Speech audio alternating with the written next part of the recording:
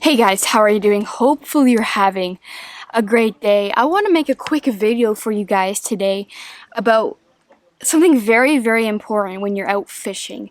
Not only when you're out fishing, but also when you're tournament prepping or prepping for a fishing trip, and that is your terminal tackle. And mine specifically is in a box. Before we get started, I want to talk about these blue tabs that don't match at all that I have in each and every one of these compartments. And these little blue tabs are the Flambeau Xeros tabs. I run Flambeau boxes on everything other than this box right here. They're also waterproof. They don't have as many compartments, but they have these Xeros tabs, which ever since I started using them, the Flambeau boxes, which was probably like 3-4 years ago now, I haven't had anything rust. And what I do is when I have extra tabs, I cut them up into little rectangles like this and stick them in here.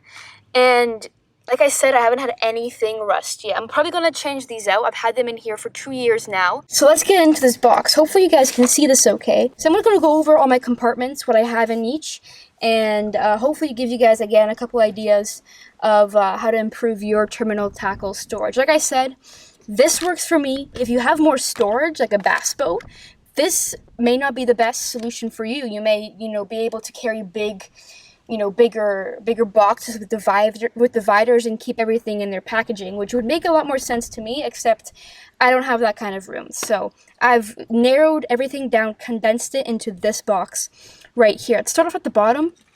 We got pegs. A lot of pegs, because you always need pegs, especially when you're retiring. We got some spinnerbait hooks here. We have actual nails. I think I have a couple nail weights here that are made for the Neko rig, or the Neko rig, as you guys can see. We have split shot beads. We have treble hooks here. We have freedom heads here. I like these heads a lot for swim baits.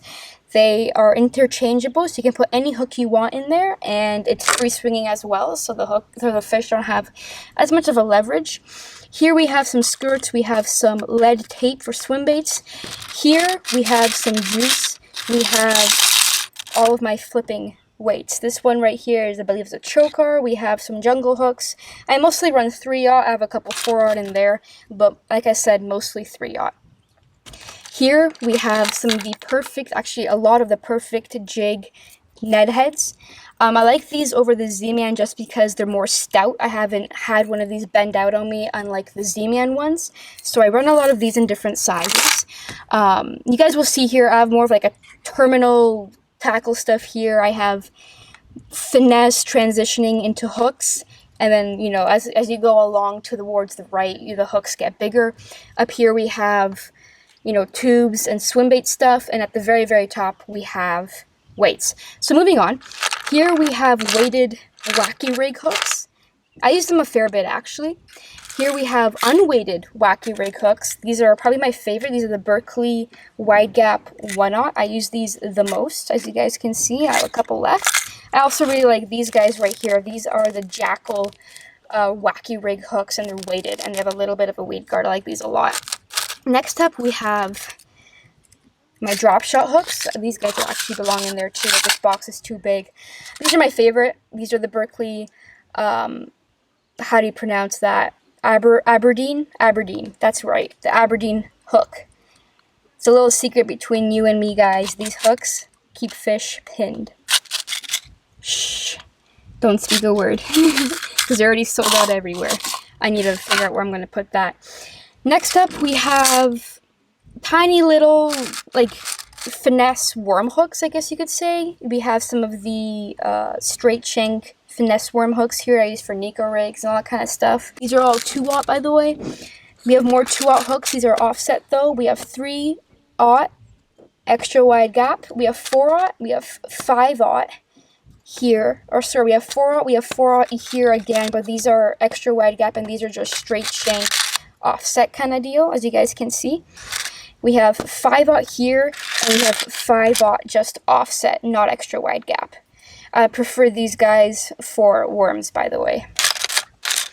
Moving up to the next column, as you guys can see, look at all these storage. I think you can have like 52 or 53 compartments in this box, which just blows my mind, right?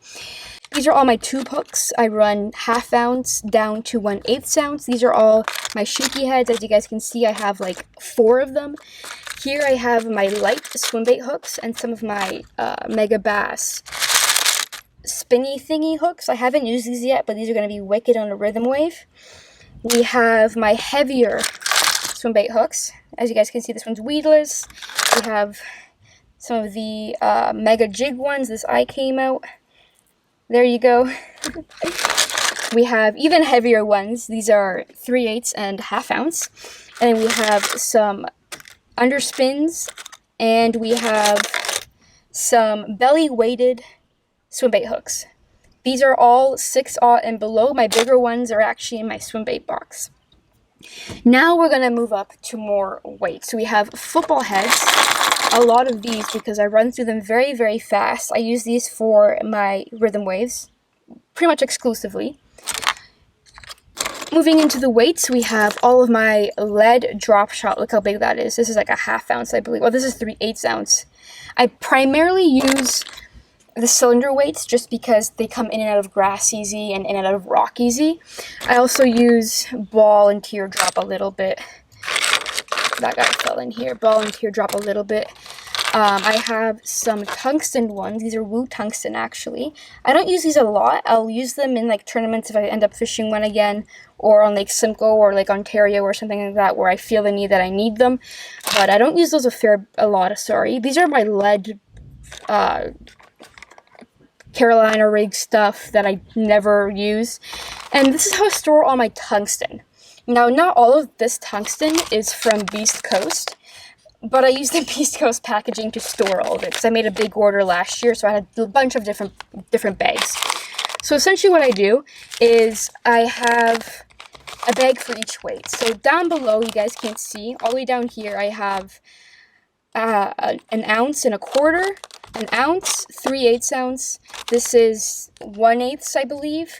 And then I have 1/2 ounce here, and this is 1/2 ounce, and this is 3/8 ounce, or the other way around. I had it labeled really well before. Excuse my mess right now. I'm going to have to relabel after I film this video.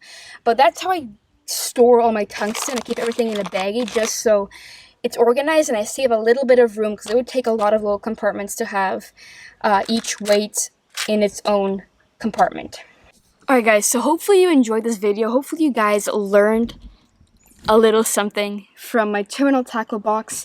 Hopefully, like I said in the beginning, you guys will become more efficient and more effective on the water because the less time you spend looking for stuff and retying, the more pitches, the more flips, the more casts you guys can make.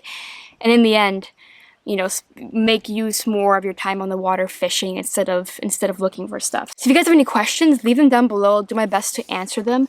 And I mean, other than that, I wanted to make this a quick, short video, and hopefully I did and didn't bore you guys. And I'll see you guys in the next one.